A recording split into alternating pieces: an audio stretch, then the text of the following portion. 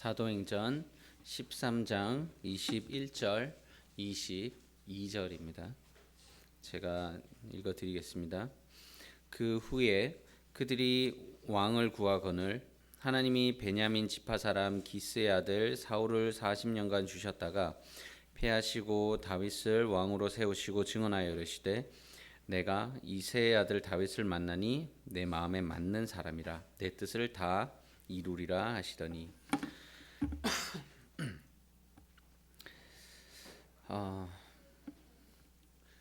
여기 계신 성도님들은 이제 청년들을 제외하고는 대부분 이제 결혼을 하셨는데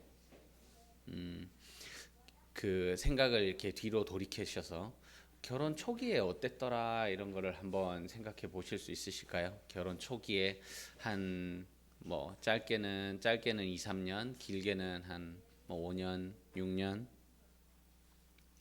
어떠셨을까요? 그 결혼 초기의 시기에 아주 꿈과 희망과 아주 행복의 나라에서 보내셨을까요? 아니면은 그렇게 마치 결혼을 하고 나면 이렇게 꿈과 희망과 행복의 나라에 들어갈 것 같은 그랬던 것만큼 힘드셨을까요?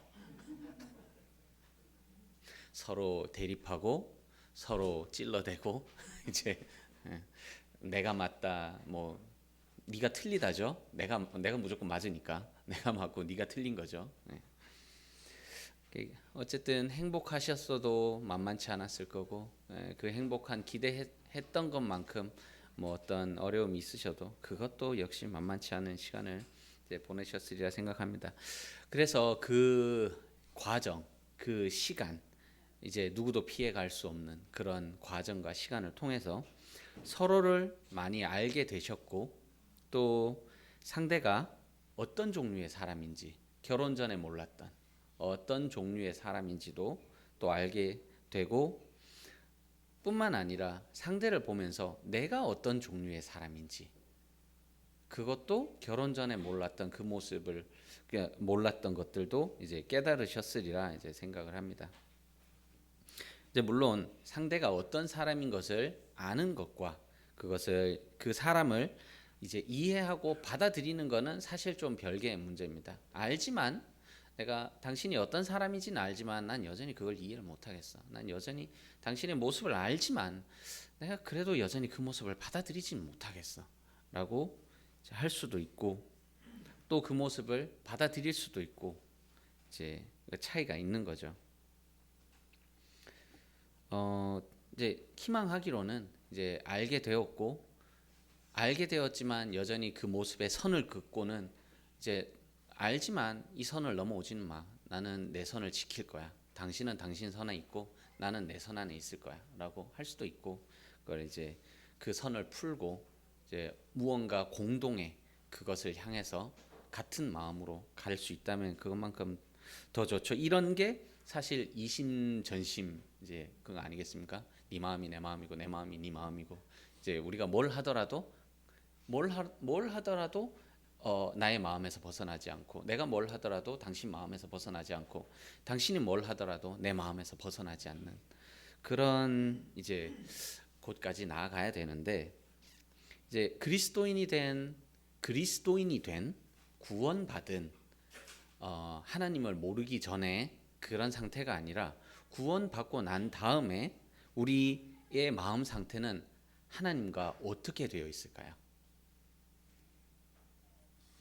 하나님의 마음과 여러분의 마음이 하나가 되셨습니까?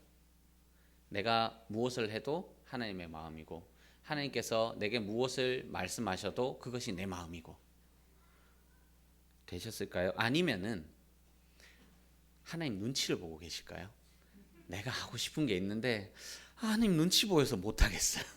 하면서도 좀 찝찝한 마음에 이거 해도 되나 하고는 싶은데 하나님 눈치는 보이고 이거 왠지 싫어하실 것 같기는 한데 그냥 놔두실까?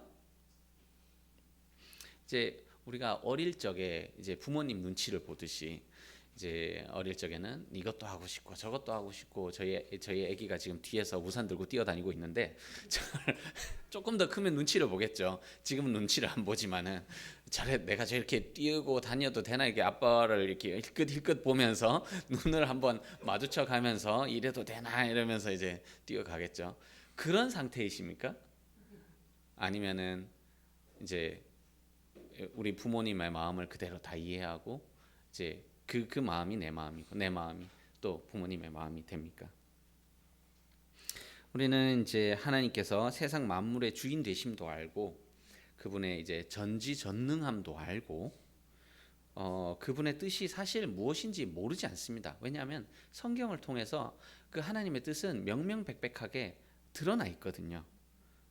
그리고 그분은 또 스스로를 숨기려고 하시지도 않습니다. 세상 만물을 통해서 자신을 드러내고 계시고 자신의 능력과 자신의 어떠하심을 또 성경 말씀을 통해서 하나하나 다 드러내고 계십니다. 그렇기 때문에 우리는 이제 하나님의 어떠하심에 대해서 모르지는 않습니다. 모르지는 않는데 만약에 하나님 눈치를 보고 계시다면은 그거는 하나님의 마음을 몰라서가 아니라 이제 내가 원하는 것이 나의 욕망이 내가 걷고자 하는 이 길이 하나님의 뜻이 아닐지도 모른다라는 생각이 들기 때문입니다. 자, 처음 사도행전 그 말씀으로 돌아가서 한번 읽어보겠습니다. 내가 이새의 아들 다윗을 만나니 내 마음에 맞는 사람이라 내 뜻을 다 이루리라 하시더니 이렇게 하나님은 다윗을 통해서 마음에 맞는 사람이다라고 표현을 하셨습니다. 물론 이런 표현이 흔한 표현은 아닙니다. 사실 성경을 통해서 이 표현은 제가 알기로는 다윗에게만 이제 사용하신 표현 같은데 그렇다고 해서 저는 생각하기에 이 하나님과 마음이 하나 되는 것이 불가능하거나 몹시 어려운 일이 아니다라고 저는 이제 분별을 합니다. 왜냐하면 자, 다윗이 행한 일들을 한번 떠올려 보시기를 바랍니다. 다윗이 이제 처음에 등장할 때 어떻게 등장하죠? 처음에 등장할 때 양치기 소년으로 기스의 막내 아들로 이제 등장을 이세의 막내 아들이죠. 막내 아들로 등장을 합니다. 할 때 뭐 별다른 이 다윗이 어떤 인물인가에 대한 아무런 정보가 없습니다. 그냥 뭐 막내 아들이구나. 양치기 하는 아들이구나. 이 정도로 그냥 알 수가 있습니다. 그러나 그 뒤에 등장하는 다윗은 골리앗과 싸우는 다윗입니다. 그때 어떻게 등장하죠? 기억나시기로는 다윗이 돌팔매 하나로 골리앗을 때려잡는 그런 아주 영웅의 다윗으로 이제 등장이 되지만 저는 사실 집중하고 싶은 것은 그 영웅적인 모습이 아니라 다윗이 한 이야기입니다. 다윗이 무엇을 거기서 왜 분노했고 왜 거기서 이제 골리앗과 싸웠느냐 그것에 집중을 하고 싶은데 다윗이 골리앗과 싸우러 나갈 때 왜 화가 난 이유는 하나님을 저주하는 골리앗의 그 말을 듣고 내가 사랑하는 내가 따르는 이 하나님을 저주하는 이 골리앗을 어떻게 그냥 둘 수 있겠느냐라는 그 말이었습니다. 그 말이 다윗이 하나님과 어떤 관계인지를 이제 보여주는 거죠. 그 전장에 있던 그 누구도 그 말을 들으면서 분노했다라는 표현이 보이지는 않습니다.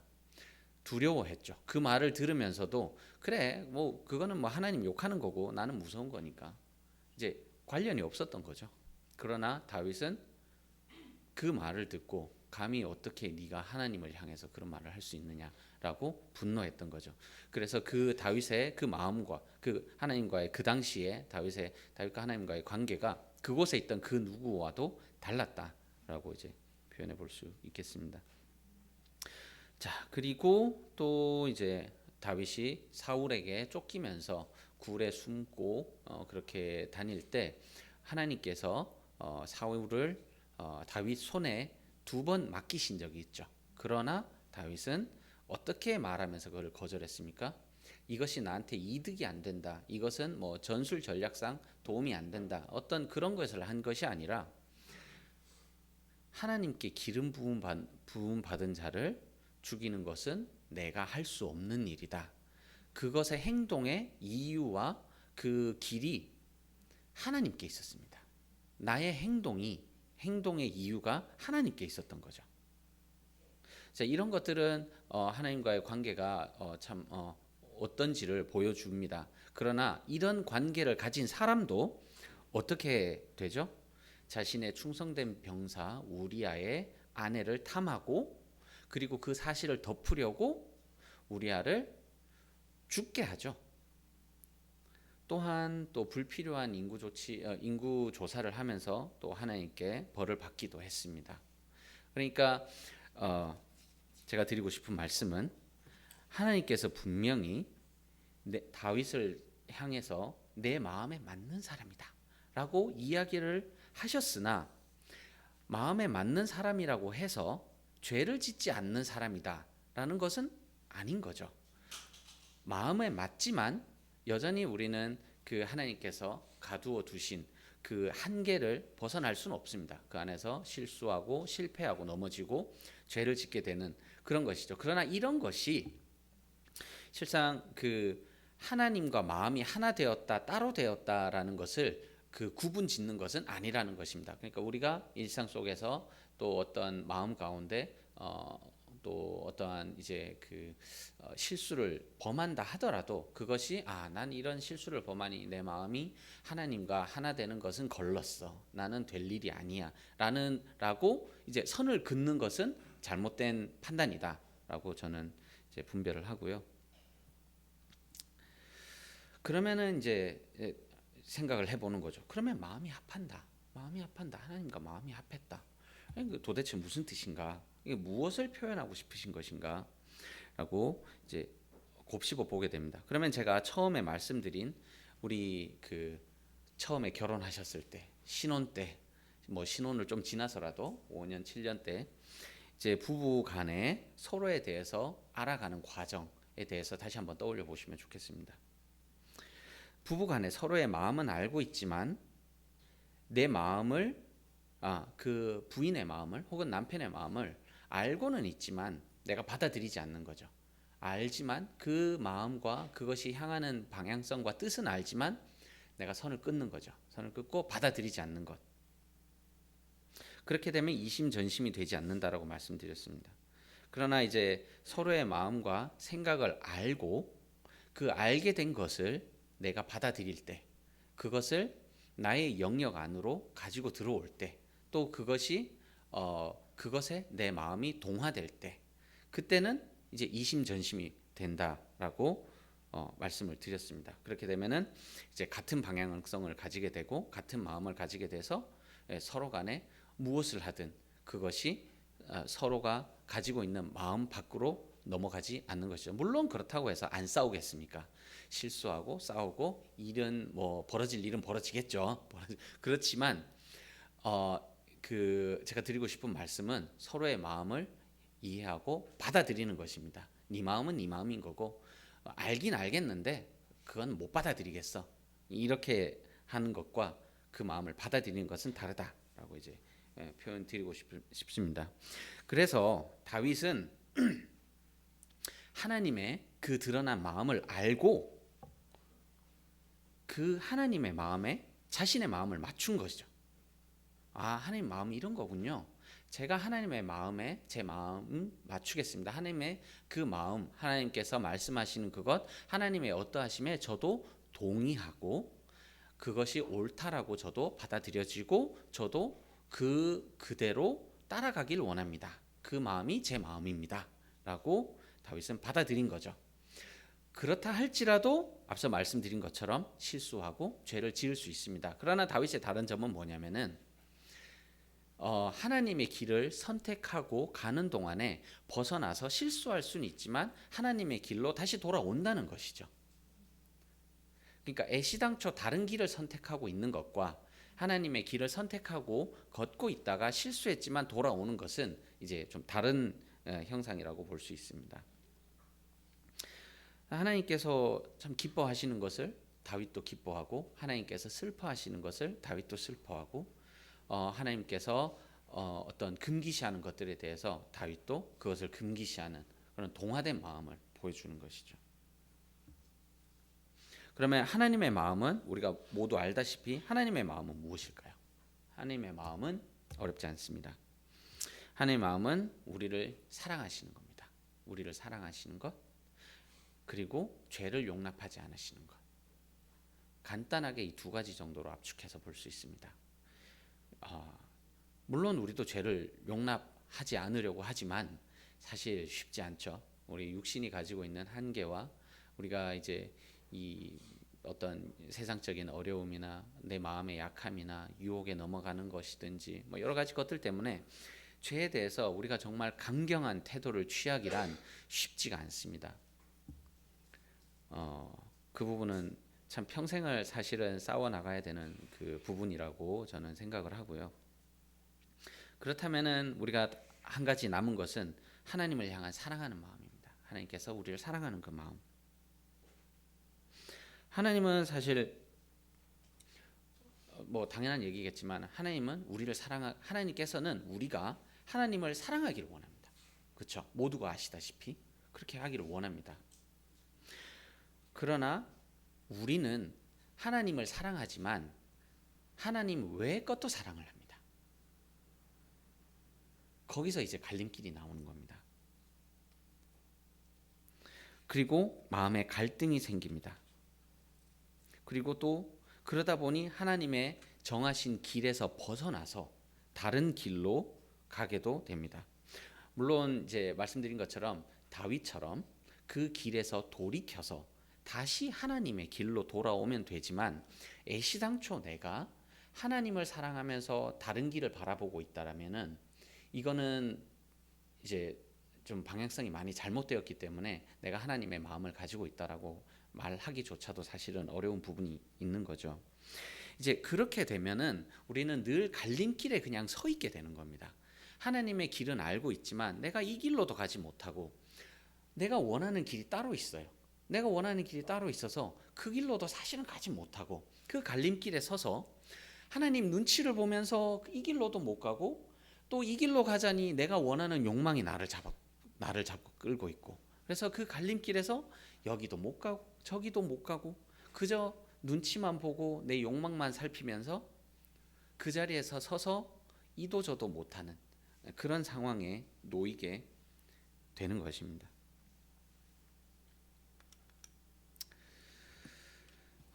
그런 것과 더불어 사실 더 안타까운 점은 이제 그 우리가 믿고 있는 바, 이 성경에 처음부터 끝까지 창세기부터 요한계시록까지 하나님의 말씀임을 우리가 알고 믿고 있습니다. 그러나 좀 어려운 얘기지만은 이런 부분에 있어서 우리가 혹시 취사 선택하고 있지는 않는가? 우리를 구원하셨다. 우리를 죄에서 구원하셔서 영원한 이 죽음의 권세에서 우리를 끊어내시고 영원한 생명으로 옮기셨다라는 이 말씀만 하나님의 말씀으로 취사 선택을 하고, 그 외에 나머지 말씀들에 대해서는 하나님의 말씀인 것 같기는 해 라고 이렇게 치부를 하시게 되면은 이 우리가 믿는 이 성경 66권 전체가 하나님의 말씀이라고 믿으시는 건지, 아니면은 정말 그 구원에 나에게 유리한 것만 내가 취사 선택하고 있는 건 아닌지에 대해서도 한번은 고민해 보실 시간이 되시면 좋겠습니다. 자, 그러면은 우리가 하나님의 길을 선택하고 우리가 원하는 길을 선택했을 때를 한번 생각을 해보겠습니다.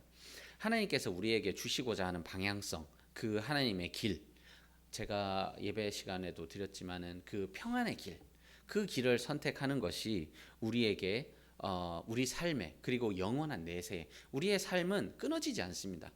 그렇죠? 우리가 죽는다라고 표현을 하지만은 이거는 사실은 정확한 표현은 아닌 것 같습니다. 우리는 죽는 것이 아니라 우리의 육신을 벗고 우리의 삶은 계속해서 이어지는 것이죠.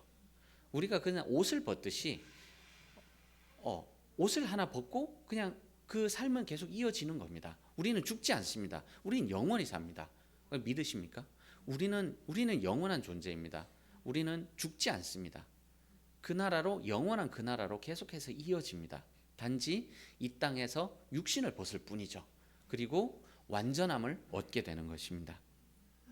이것을 생각할 때 우리가 하나님께서 제시하시는 길을 선택하는 것이 우리에게 더 좋을지, 아니면은 이 땅에서 육신을 벗기 전까지 우리의 욕망에 이끌려서 사는 것이 더 좋은 길일지는 사실은 생각해 보면은 어렵지 않게 결론이 나옵니다. 그런데 왜 우리가 하나님의 방식, 하나님의 길, 하나님의 마음을 우리의 마음으로 받아들이는 것이 어려울까요? 왜 그것이 그렇게 어려울까요?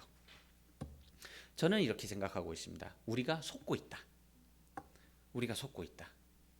사탄에게 아직도 속고 있는 부분이 많다라고 생각을 합니다.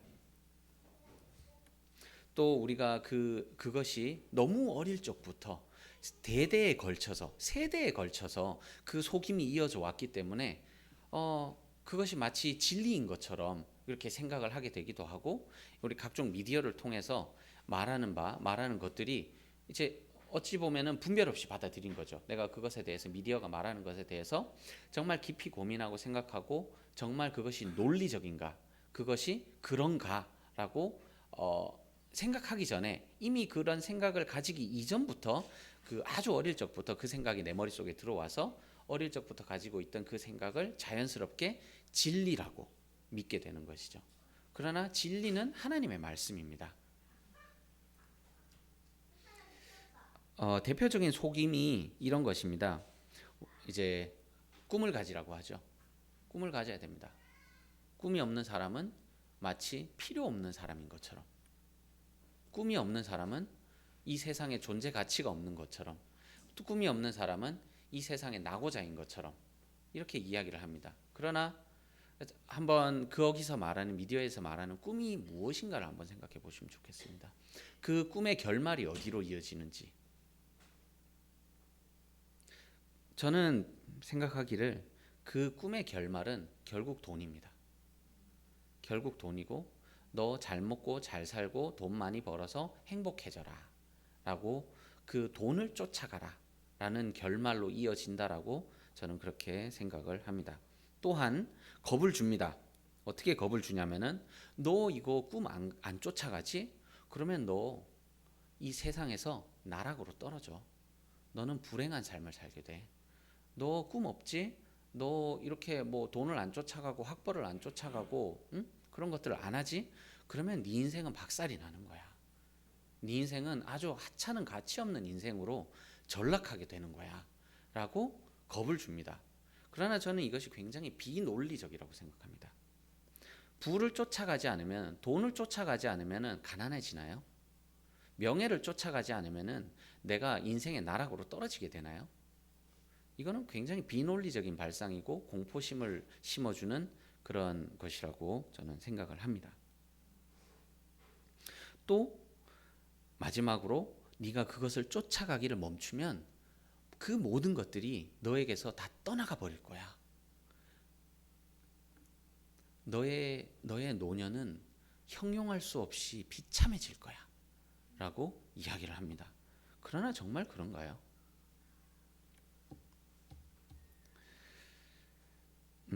그래서 저는 확신을 가지고 말씀을 드릴 수 있습니다.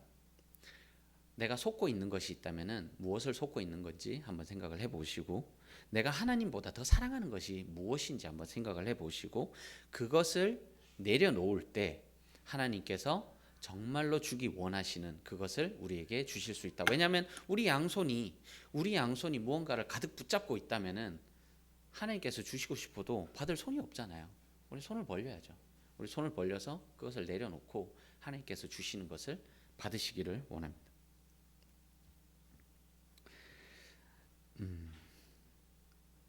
자, 그러면 또 한 가지 이제 그것이 있습니다. 그러면은 꿈을 버리고 꿈을 버리라고? 다 버리라고? 아니, 내가 이것을 가지고 하나님을 섬길 수도 있잖아.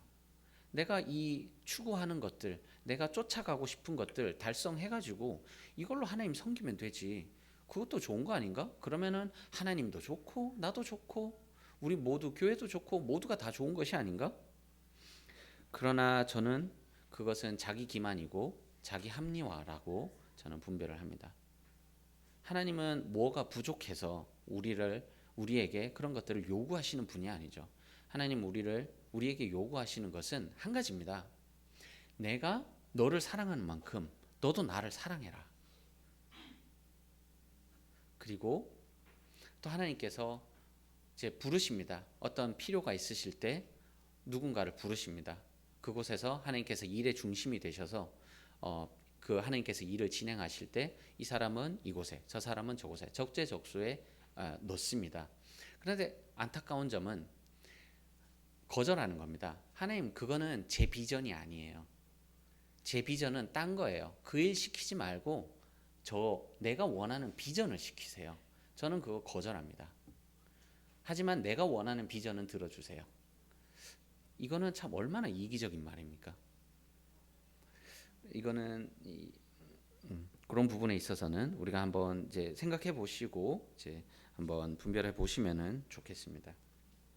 자, 그래서 우리 각자는 개개인은 하나님의 마음에 우리 마음을 맞추어야 됩니다. 그러면은 사실 가정에서도 한 마음 한 뜻이 될 수 있습니다. 왜냐하면 우리의 마음을 가정에서 남편 마음에 맞출 건지 아니면 부인 마음에 맞출 건지 이것을 얘기하는 것이 아니라 질서입니다. 우리의 모든 마음을 하나님께 맞추는 것이죠. 그러면은 하나가 되는 것입니다.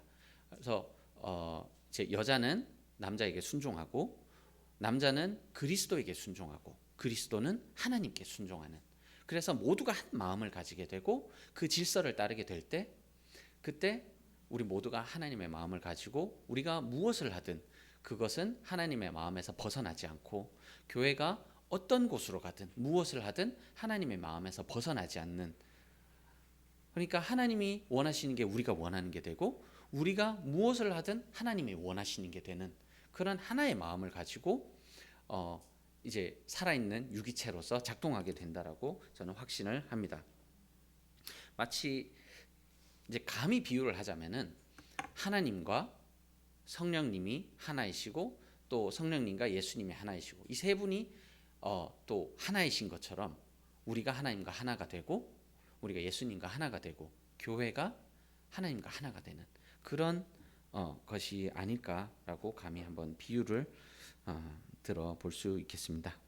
그래서 최종 이제 마무리를 하자면은 이제 우리 아직도 이 갈림길에 하나님의 뜻은 알겠는데 눈치가 보여서 내가 하고 싶은 건 못 하겠고 또 이제 하나님이 길을 가자니까 내가 내 욕망이 내 마음에 그것이 나를 붙잡고 놔주지 않고 하나님의 길로도 가지 못하고 내 욕망으로도 선택하지 못하는 그런 갈림길에 계신 분이 계시다면은 그것에 대해서 한번 이제 고민해 보시고 기도로서 응답을 얻으시면 좋겠습니다. 이상으로 말씀을 마치도록 하겠습니다. 감사합니다.